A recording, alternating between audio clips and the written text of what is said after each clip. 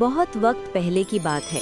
एक ऐसी अजीमुशान सल्तनत में जो ऊंचे पहाड़ों में घिरी हुई थी और घने जंगलों के पर्दे में छिपी हुई थी, वहाँ 2 शहजादियाँ पैदा हुईं।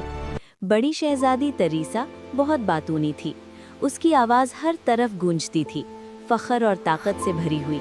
वो एक पल भी चुप नहीं रहती थी। लेकिन दूसरी शहजादी हिना, वो बिल्कुल खामोश थी। कोई नहीं जानता था कि ये खूबसूरत शहजादी इतनी खामोश क्यों थी। लोग कहते थे बड़ी शहजादी की आवाज़ तलवार से ज़्यादा वज़नी है, लेकिन छोटी शहजादी सिर्फ एक साया है। तरीसा अक्सर अपनी बहन को छेड़ती और कहती, अरे हिना, तुम इतनी संजीदा क्यों हो? तुम्हें कोई नहीं देख रहा। वैसे क्या मुझे जामनी लिबास पहनना चाहिए या लैवेंडर? ये दोनों एक जैसे लगते हैं, लेकिन है नहीं। तुम तो कुछ बताती ही नहीं हो। ओह शहजादा मलिक। एक दिन मशरिक से शहजादा मलिक आए। वो बात करना चाहते थे, लेकिन टेरेसा ने उन्हें भी मौका नहीं दिया। ओह शहजादा मलिक, सुना है आपका सफ़र बहुत तवील था। हमारे पहाड़ बहुत खूबसूरत है ना? मैं तो सारा दिन बातें कर सकती हूँ। बेचारे शहजादे को बोलने का मौका ही न मिला। हिना सब देख रही थी, खामोश मगर समझदार। हिना बोल नहीं सकती थी, लेकिन उसके पास एक अनोखा तोहफा था। वो फितरत की ज़बान समझती थी। वो दरख्तों की सरगोशियों और नदियों के गीत सुन सकती थी, वो आवाज़ें जो कोई और नहीं सुन सकता था। लेकिन फिर जंगल का सुकून एक दर्दनाक पुकार में बदल गया। हवाएं सरगोशी कर रही थीं, वो जलते हैं, वो बल खाते हैं, वो झूठ बोलते हैं। हिना ने खतरा महसूस किया। वो जंगल के उस तारीख हिस्से में गई जहाँ जाना मना था, और वहाँ उसने देखा रूट कीपर, वो कदीम और देवहैकल दरख्त जो सिर्फ अफसानों में जिंदा था। तकब्बुर, लालच और खौफ, ये 3 शोले महल को अंदर से खा रहे हैं। जो गुनाह छुपे हैं उन्हें अब बेनकाब होना होगा। जाओ। उसे एक जादुई लालटेन का निशान दिया। हिना महल भागी, सबको खबरदार करने की कोशिश की, लेकिन किसी ने उसकी खामोश चीखों को नहीं समझा। बावर्ची खाने में अफरा तफरी थी। किसी ने कहा, हटो यहाँ से, सूप जल रहा है, मेरे पास वक्त नहीं है।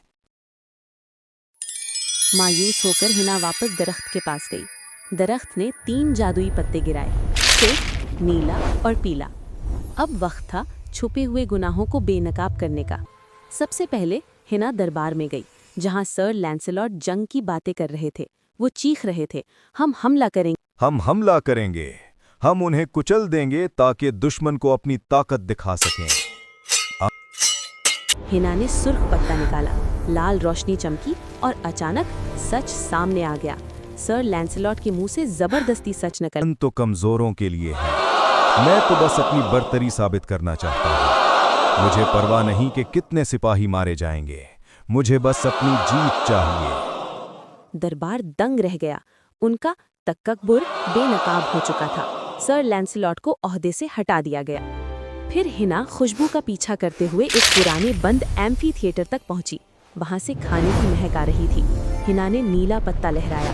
अचानक दीवारें गिर गईं और अवाम ने देखा कि कहत के बावजूद अमीर नवाब छुपकर शाहाना दावतें उड़ा रहे थे। अवाम गुस्से से चिल्लाए, ये हमारा खाना है, चोर चोर।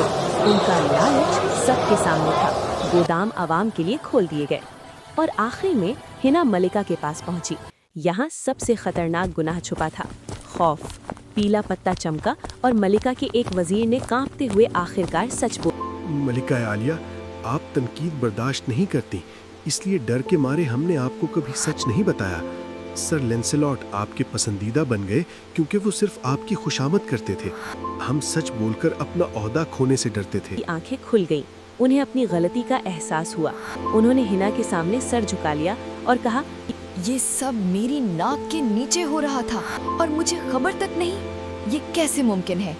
शायद मेरा अपना तकब्बुर मुझे सच देखने से रोक रहा था। मुझे माफ कर दो। और यूं तकब्बुर, लालच और खौफ के साए हमेशा के लिए मिट गए। सब लोग इस जादुई दरख्त के पास जमा हुए। पहली बार बातूनी शहजादी ट्रीसा बिल्कुल खामोश थी। इस खामोशी में उसने अपनी बहन की अहमियत को समझा। महल वालों ने हिना को ताज पहनाना चाहा, लेकिन हिना ने इनकार कर दिया। उसने ट्रीसा का हाथ थामा और इशारों में समझाया कि तुम बोलोगी, लेकिन मेरे अल्फाज के साथ। میں رہنمائی کروں گی اور تم میری آواز بنو گی۔ یہ صرف خاموشی نہیں تھی جس نے سلطنت کو بچایا، اور نہ ہی صرف الفاظ تھے جنہوں نے حکومت کی، بلکہ یہ ان دونوں کا خوبصورت ملاپ تھا۔ انہوں نے ثابت کر دیا کہ اصل طاقت آواز اور خاموشی دونوں کے درمیان توازن میں ہے۔